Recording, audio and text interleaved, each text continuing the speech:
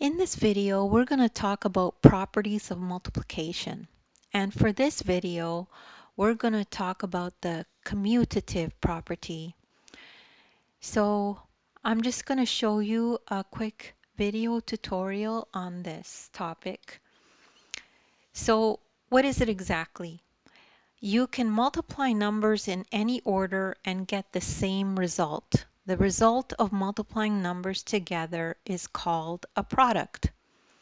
So the commutative property means that it doesn't matter what order you multiply the same two numbers, you'll get the same answer.